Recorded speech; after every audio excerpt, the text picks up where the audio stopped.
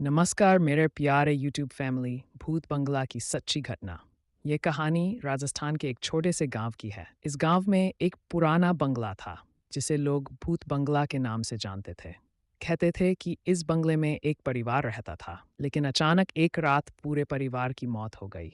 उसके बाद से कोई भी इस बंगले में रहने की हिम्मत नहीं करता था। गांव वालों का मानना था कि वहां आत्माएं भटकती हैं। सालों तक बंगला वीरान पड़ा रहा। एक दिन गांव के कुछ नौजवानों ने तय किया कि वे बंगले में जाकर वहां रात बिताएंगे और सच्चाई जानेंगे। उनमें से एक था रमेश, जो गांव में सबसे बहादुर माना जाता था। वह अपने 4 दोस्तों के साथ बंगले में रात बिताने के लिए तैयार हो गया।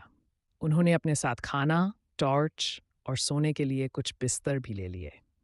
रात के करीब 10 बजे वे सभी बंगले में पहुंचे। अंदर का माहौल बहुत डरावना था। पुरानी दीवारों पर धूल जमी हुई थी और जगह जगह मकड़ियां अपने जाल बुन चुकी थीं। हर कदम पर उन्हें एक अजीब सी सिहरन महसूस हो रही थी, लेकिन उन्होंने खुद को संभाला और एक कमरे में जाकर बैठ गए। रात के करीब 1:30 बजे के आसपास अचानक से कमरे में अजीब आवाजें आने लगीं। पहले तो उन्हें लगा कि शायद कोई जानवर है, लेकिन धीरे धीरे वो आवाजें इंसानों की बातें जैसी लगने लगीं। रमेश और उसके दोस्तों ने बाहर जाकर देखने का फैसला किया।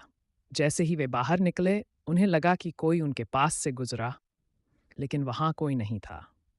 तभी उन्हें बंगले के एक दूसरे कमरे से एक औरत के रोने की आवाज आई। ये सुनकर सबके होश उड़ गए। उनके पैर कांपने लगे, लेकिन फिर भी वे उस कमरे की तरफ बढ़े। कमरे का दरवाजा बहुत धीरे धीरे खुला, जैसे किसी ने अंदर से धक्का दिया हो। कमरे के अंदर का दृश्य देखकर उनके होश उड़ गए।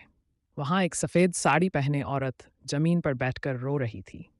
उसका चेहरा साफ नहीं दिख रहा था, लेकिन उसके रोने की आवाज बहुत दर्द भरी थी। रमेश ने हिम्मत करके पूछा, आप कौन हैं? यहाँ क्यों रो रही हैं? लेकिन औरत ने कोई जवाब नहीं दिया।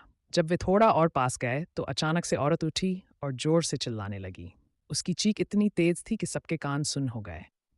डर के मारे सभी ने वहां से भागने की कोशिश की, लेकिन जैसे ही वे दरवाजे की तरफ दौड़े, दरवाजा अपने आप बंद हो गया।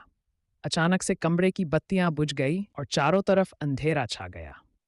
रमेश और उसके दोस्तों को समझ में नहीं आया कि अब क्या करें। तभी किसी ने उनके कंधे पर हाथ रखा। जैसे ही उन्होंने पीछे मुड़कर देखा, वह वही औरत थी। उसका चेहरा अब साफ दिख रहा था। उसकी आंखें सुर्ख लाल थीं और चेहरा बेहद डरावना था। रमेश ने खुद को किसी तरह संभाला और भगवान का नाम लेकर चिल्लाया। जैसे ही उन्होंने भगवान का नाम लिया, औरत की चीख और तेज हो गई और वह धीरे धीरे गायब हो गई। दरवाजा अचानक खुल गया और वे सभी वहां से जान बचाकर भागे। अगले दिन गांव वालों को इस घटना के बारे में पता चला। बुजुर्गों ने बताया कि वह औरत उसी परिवार की थी जिसकी रहस्यमयी मौत हो गई। उसका आत्मा आज भी उस बंगले में भटक रही थी, क्योंकि उसकी मौत की असली वजह का पता कभी नहीं चला था। तब से लेकर आज तक कोई भी उस बंगले के करीब नहीं जाता।